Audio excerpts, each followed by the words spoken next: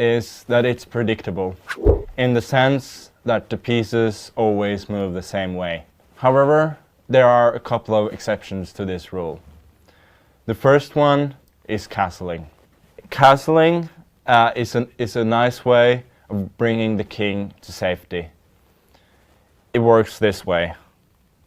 The king moves 2 squares to the right, and the rook 2 squares to the left. Or the king moves 2 squares to the left, and the rook 3 squares to the right. This is an excellent way of bringing the king to safety, especially if you have some pawns covering the king. For instance, like this. The king will have a very nice and safe position behind these 3 pawns. There are some cases in which you cannot castle. First of all, you'll need to remove the pieces that prevent you from castling. For instance, if there's a bishop here or a knight here, you need to move both of them before you can castle. It's important to note that you cannot castle once you moved the king or the rook on the side that you want to castle.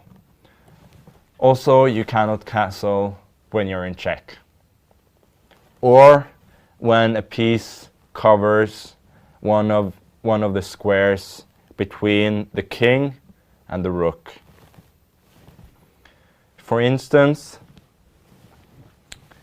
in this case, you cannot castle queenside because the bishop covers this square. But you can castle kingside because this bishop does not cover any of the important squares. The rook is in this case actually threatened, but that fortunately doesn't matter. We can castle anyway. You can still castle if one of the squares in between the king and the rook, which the king or rook does not land on, is covered. For instance, here the bishop covers this square between the king and the rook, but we can still castle safely. I usually castle early on in my games because it does 2 things.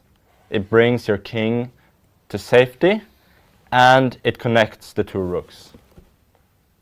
Another unusual rule in chess is called en passant. En passant is French for in passing. And that means, like in this case, when the pawn moves past the white pawn, we can still capture it diagonally,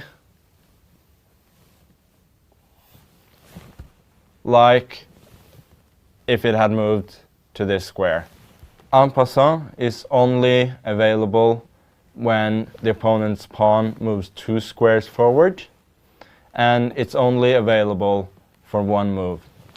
For instance, if the pawn moved here and we wanted to capture another piece first, for instance, let's say that the opponent had left a rook hanging, we could take the rook, but then would also lose the opportunity to take the pawn.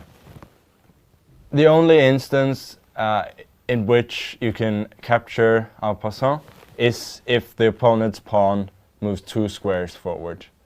For instance, if the black pawn were on this square instead of on this square, and then moves 1 square forward, we could not capture the pawn.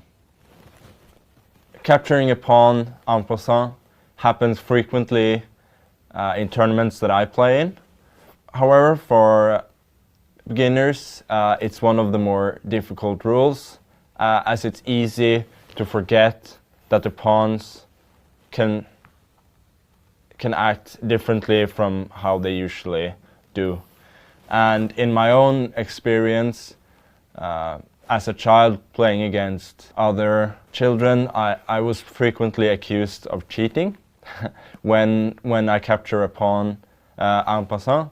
And I simply had to tell the most stubborn of my opponents to look up the rules themselves.